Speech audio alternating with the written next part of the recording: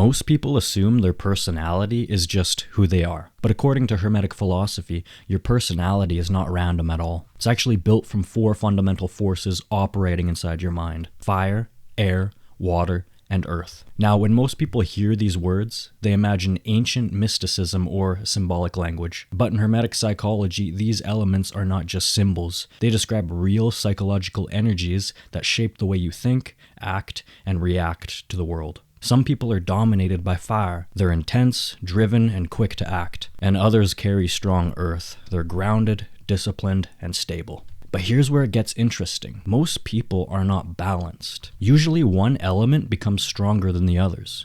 And when that happens, it begins shifting your entire personality in ways you might not even realize. In the Hermetic system taught by Franz Bardon, understanding this elemental balance is considered one of the most important steps in self-mastery. And to uncover it, Bardon introduced a powerful exercise called the psychic mirror. It's a method of analyzing your own personality with brutal honesty, identifying your traits, your habits, your emotional patterns, and organizing them according to the 4 elements. When you do this, something fascinating begins to happen. Patterns emerge. You begin to see exactly which element dominates your personality and which ones are weak or underdeveloped. And once you see that clearly, you finally have something that most people never gain: a map of your own mind. In this video, we're going to break down exactly how the 4 elements operate within human psychology and how this framework directly connects to the Hermetic practice of the psychic mirror. Because once you understand these 4 forces, you start seeing personality in a completely different way. Now let's dive into the first element: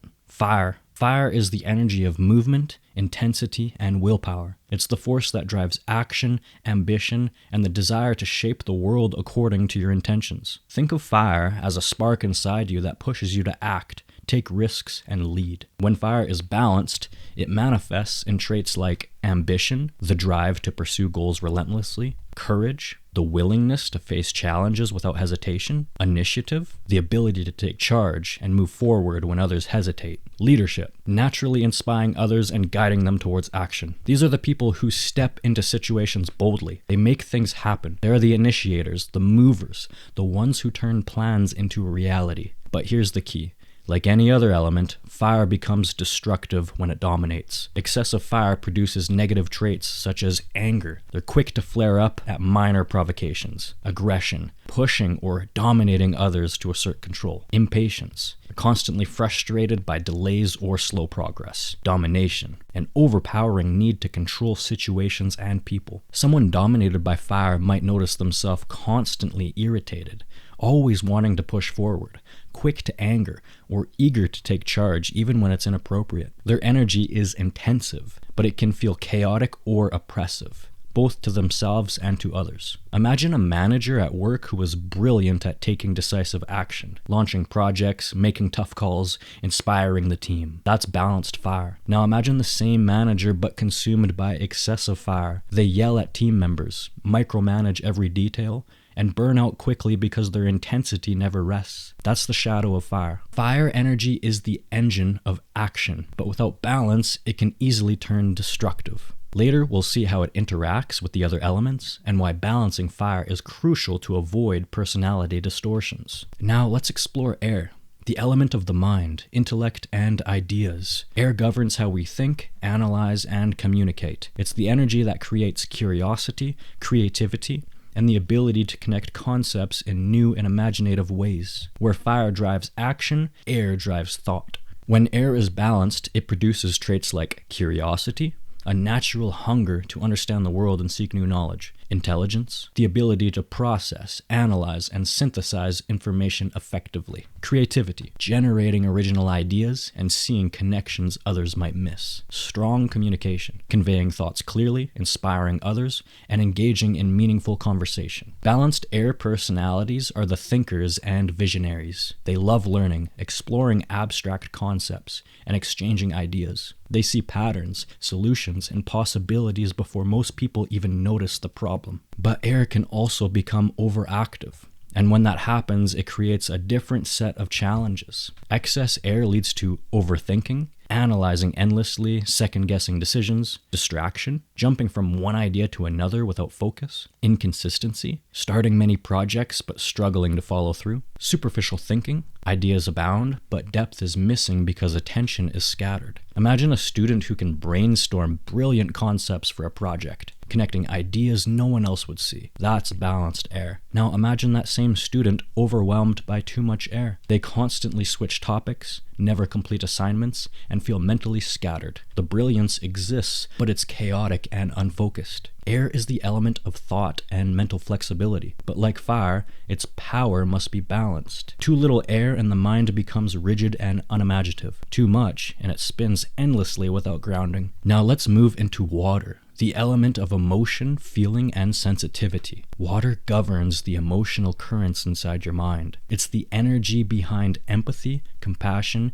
intuition, and the ability to connect deeply with others. Where fire pushes action and air drives thought, water allows us to feel, to sense, and to experience the subtle rhythms of human interaction. When water is balanced, it manifests in traits such as empathy, naturally understanding the emotions and experiences of others; compassion, responding to suffering with care and kindness; emotional intelligence, recognizing and managing your own emotions while reading the feelings of others; intuition, a subtle inner guidance that helps navigate complex emotional or social situations. People with balanced water energy are deeply human in their interactions. They feel connected to others, can sense moods without words, and often have a natural talent for resolving conflicts or offering support. But as with any other element, imbalance changes everything. Excess water can produce moodiness, emotional fluctuations that feel unpredictable even to yourself; oversensitivity, taking comments, events, or behaviors personally; emotional dependency, relying too heavily on others for validation or stability; insecurity, constant self-doubt fueled by emotional intensity. Imagine a friend who can intuitively understand when somebody is upset and offer the perfect words of support. That's balanced water. Now imagine that same friend overwhelmed by too much water.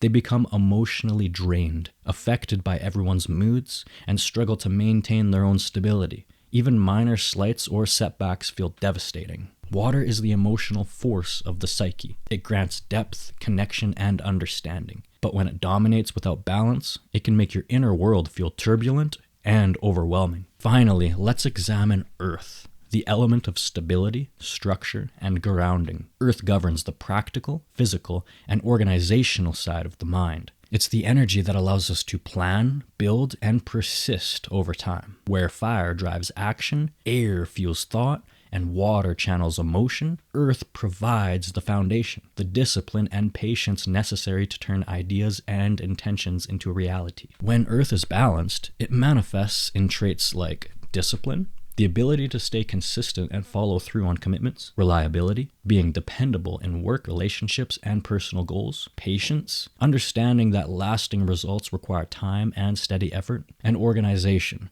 the capacity to structure tasks, life, and priorities effectively. Balanced Earth personalities are builders. They take small, deliberate steps that eventually create something lasting. They bring order to chaos, providing grounding for themselves and often for others as well. But excess Earth produces a different set of challenges: stubbornness, refusing to change ideas, habits, or routines even when necessary; rigidity, inflexibility in thought, emotion, or action; laziness. Paradoxically, too much focus on security or structure can create inertia, resistance to change, difficulty adapting when the world shifts around them. Imagine a craftsman who steadily builds a skill or project over years, producing work that is precise and enduring. That's balanced Earth. Now imagine the same person with excessive Earth. They cling rigidly to old habits, refuse to try new methods, or become stuck in routines that no longer serve them. Their consistency becomes stagnation, and their stability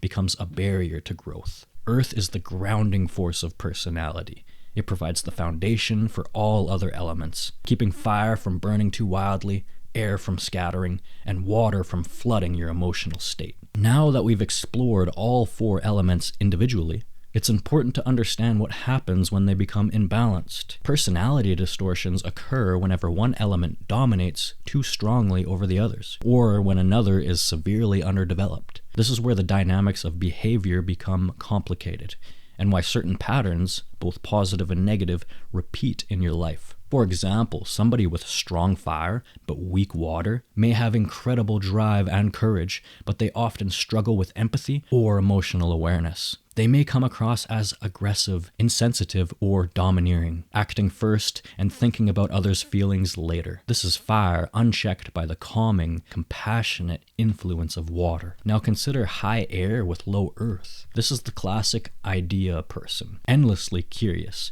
brilliant in thought, creative and innovative. But without the grounding force of earth, these individuals struggle to follow through. Projects start but rarely finish. Plans are constantly revised. Their mind is rich with ideas, but their reality often lacks structure. Then there's high water and low fire. These individuals feel deeply and intuitively. They have incredible empathy and emotional depth. But without fire's energy, they often lack the initiative or willpower to act decisively. They may become passive, indecisive, or overly reliant on others to drive them forward. These imbalances can appear in countless combinations. The key takeaway is this: your behaviors, emotional patterns, and even your tendencies towards success or frustration are directly linked to how these elements interact within you. By observing yourself through the lens of fire, air, water, and earth, you begin to see patterns that were previously hidden. You can identify which elements dominate, which are weak, and how they combine to shape your personality distortions. Now we arrive at one of the most practical parts of this system: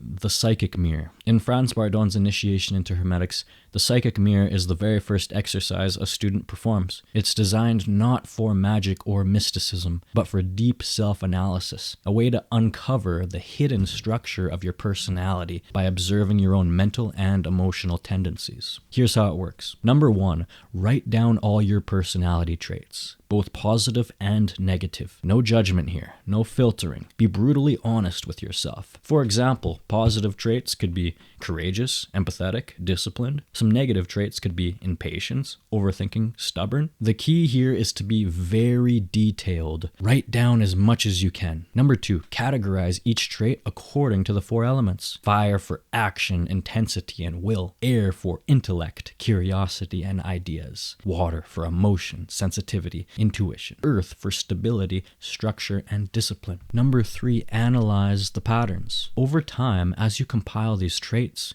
a clear map emerges.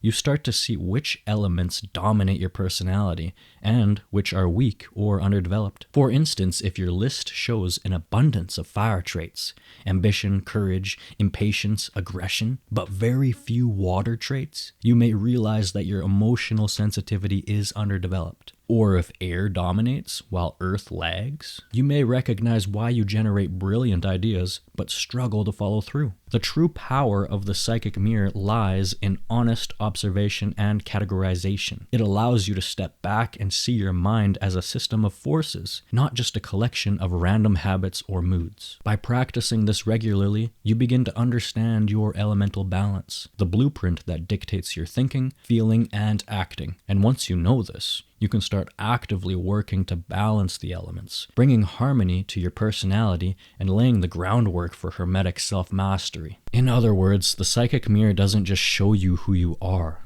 It shows you who you could become when the elements inside your mind are aligned. It's important to pause and reflect on what we've uncovered. When you begin looking at your personality through the lens of the 4 elements, something fascinating happens. Your habits no longer feel random. Your emotional reactions start to make sense. Your impulses that once frustrated or confused you now reveal a pattern, a rhythm governed by the balance of these elemental forces inside your mind. You begin to see yourself the way Hermetic philosophers like Franz Bardon described it, not as a fixed personality, but as a dynamic system of energies that can be observed, understood, and ultimately mastered. This is the doorway to real self-awareness. The moment you recognize which element dominates, which are weak, and how they interact, you gain a map, a guide to your own psyche. And this is only the beginning. The Hermetic path doesn't stop with understanding. It moves into training these forces, cultivating balance, and transforming your mind and behavior deliberately. If you wish to take this a step further, check out the Initiation into Hermetics playlist I will have linked in the description. This is a more detailed analysis. It's a step-by-step guide to Hermetic magic, and it is only meant for those truly dedicated to self-mastery. So take what you've learned today. Observe your own traits. Reflect on where fire, air, water, or earth is strong, and where it is lacking. Now, the first step towards mastery is seeing yourself clearly. And once you see it, you can begin to shape it consciously, aligning your personality, your actions, and your inner world with the deeper structure of your mind.